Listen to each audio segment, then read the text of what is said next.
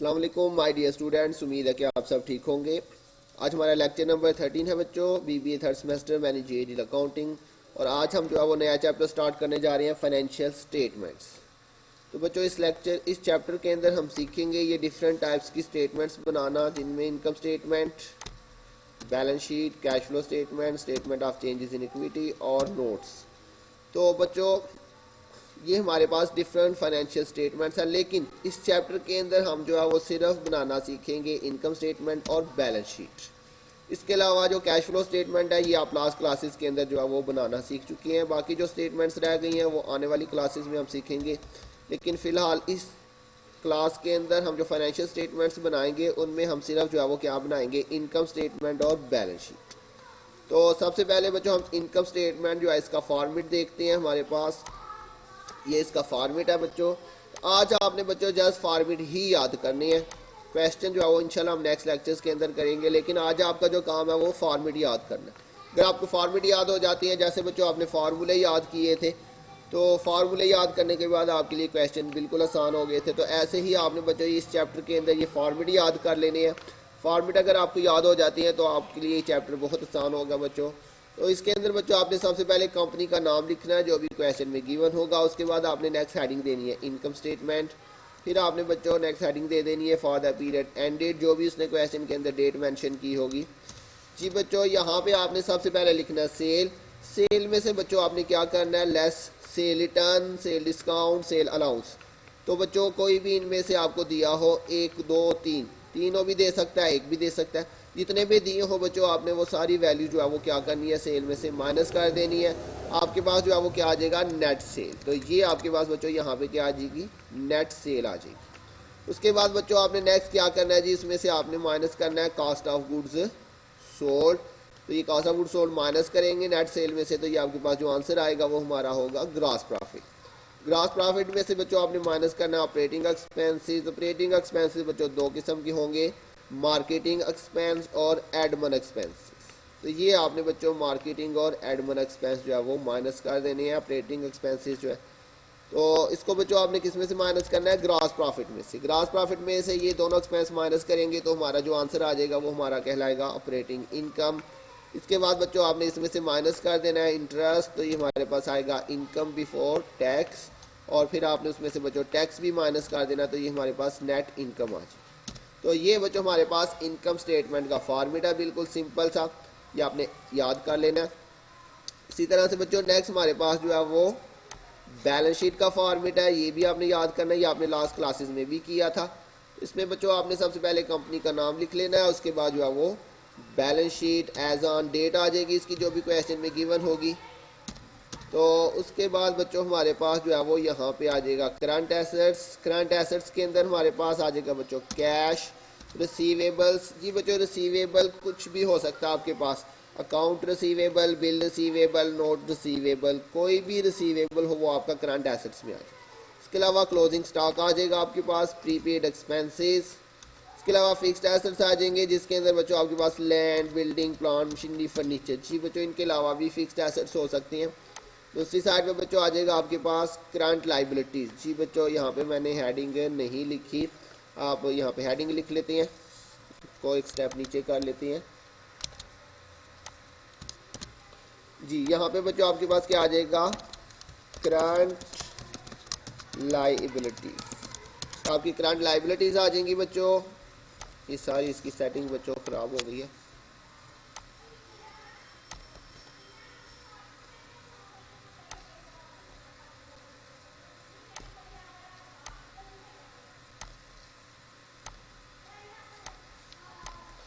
जी बच्चों current liabilities के अंदर आपके पास क्रेडिटर्स आ जाएगा। इसके बाद जो है वो पेबल्स। पेबल में बच्चों कोई भी पेबल हो सकता है, accounts payable, bills payable, notes payable, या इनके अलावा कोई भी पेबल आ जाए वो आपका करंट लायबिलिटीज़ में आ जाएगा। Bank overdraft. और उसके बाद बच्चों ये आएगी लॉन्ग टर्म लायबिलिटीज़। जी बच्चों इसकी भी हमें अलहदा से हेडिंग देनी पड़ेगी, तो यहाँ पे बच्चों हम लिख लेते हैं,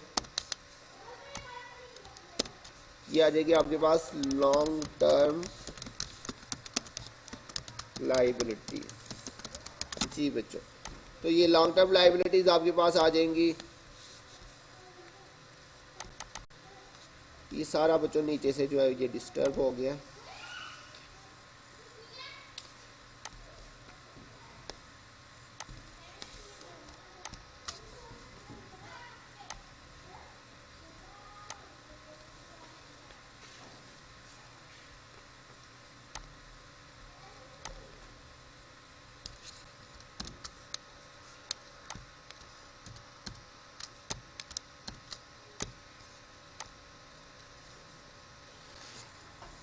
जी बच्चों, लॉन्ग टर्म लायबिलिटीज के अंदर आपके पास लोन आ जाएगा। मॉर्टगेज, मॉर्टगेज का मतलब होता है कोई चीज़ गिरवी रखवा के कर्जा लेना। उसके बाद बच्चों ऑनर्स इक्विटी, ऑनर्स इक्विटी के अंदर बच्चों आपके पास कैपिटल आ जाएगा। उसके बाद नेट प्रॉफिट अगर होगा तो आपने इसमें ऐड कर देना है, तो ये टोटल आ जाएगा आपके पास ऐड करने के बाद यहाँ पे। और जो टोटल आएगा उसमें से आपने बच्चों ड्राइंग्स को क्या कर देना, माइनस कर देना, बाकी जो आएगा आपने वो आगे लिख देना। तो ये बच्चों हमारे पास बैलेंस शीट का फॉर्मेट है। अच्छा बच्चों, यहाँ पे इनकम स्टेटमेंट के अंदर अगर हम देखें, यहाँ पे हमने लिखा हुआ है जी कॉस्ट ऑफ गुड्स सोल्ड। तो ये कॉस्ट ऑफ गुड्स सोल्ड हमें जो है ये खुद कैलकुलेट करना पड़ेगा। तो इस कॉस्ट ऑफ गुड्स सोल्ड को कैलकुलेट करने के लिए हमें फर्दर एक अलहदा से स्टेटमेंट बनानी पड़ेगी। तो उसको हम कहते हैं cost of goods manufactured and sold statement. ये हमें क्वेश्चन के अंदर जो है वो अलहदा से बनानी पड़ेगी। तो ये इसका फॉर्मेट है बच्चों। इसमें बच्चों ये आपकी जो है वो अलहदा से कोई स्टेटमेंट नहीं है। हमारी फाइनेंशियल स्टेटमेंट्स यहाँ पे देखें हमने, यहाँ पे cost of goods sold statement को अलहदा से नहीं इसमें बनाई। असल में ये इनकम स्टेटमेंट का ही हिस्सा है। इनकम स्टेटमेंट के अंदर अगर हम देखें तो हमारे पास ये आ रहा है कॉस्ट ऑफ गुड्स सोल्ड। तो इसको कैलकुलेट करने के लिए हमें अलहदा से ये एक स्टेटमेंट बनानी पड़ेगी, cost of goods sold manufactured and sold statement. इसमें भी आपने पहले उसका नाम लिख लेना है, फिर cost of goods manufactured and sold statement की हेडिंग देंगे, डेट लिखेंगे। जी बच्चों, इसके अंदर आपने क्या करना है, सबसे पहले आपने इसमें लिखना है direct material cost, direct labour cost और फैक्ट्री ओवरहेड। ये क्या चीज़ें होती हैं बच्चों, ये हम जो है वो फर्स्ट चैप्टर के अंदर जो बेसिक कंसेप्ट हमने पढ़े थे वहाँ पे हम ये सारी चीज़ें जो है बहुत डिटेल के साथ डिस्कस कर चुके हुए हैं। इसलिए अब मैं दोबारा से जो है उस डिटेल में नहीं जा रहा। तो ये बच्चों आपने तीनों चीज़ें क्या करनी है, प्लस करनी है। इसको प्लस करेंगे तो ये आपके पास जो आंसर आएगा वो हमारा कहलाएगा करंट मैन्युफैक्चरिंग कॉस्ट।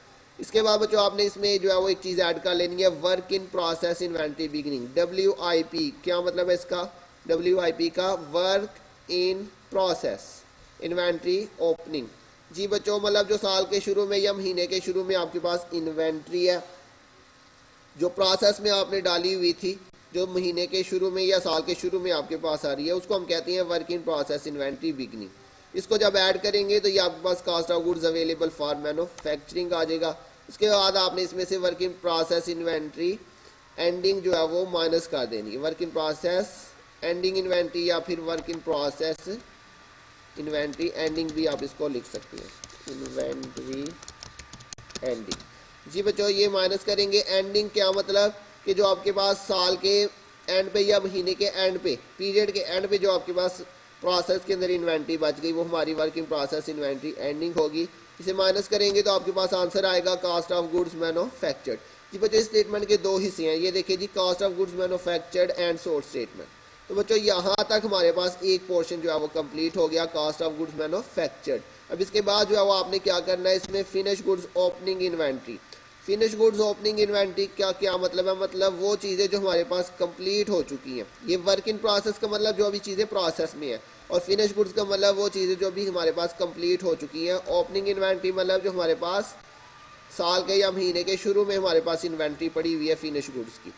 इसको बच्चों ऐड करेंगे तो ये आएगा cost of goods available for sale. इसमें से बच्चों आपने लेस कर देना फिनिश गुड्स एंडिंग इन्वेंट्री, वो इन्वेंट्री जो कि कंप्लीट हो चुकी है और साल के एंड पे या महीने के एंड पे हमारे पास बाकी बच गई है।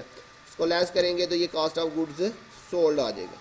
तो ये बच्चों आपने क्या करना है, ये फॉर्मेट याद कर लेने हैं। तो बच्चों आज के लिए आपका इतना ही काम है कि आपने ये फॉर्मेट्स जो है वो याद करने हैं, और याद करने के बाद बच्चों आपने इनको लिखना ज़रूर है ज़बानी। जब तक आप इनको याद करके लिखेंगे नहीं आपको बिल्कुल भी समझ नहीं आ सकेगी। तो मुझे उम्मीद है बच्चों आपको समझ आ गई होगी। अगर किसी पॉइंट की नहीं समझ आई तो बच्चों ज़रूर पूछिएगा। अपना ध्यान रखिएगा, बहुत जल्द मिलेंगे नेक्स्ट लेक्चर के साथ। तब तक के लिए अल्लाह हाफिज़।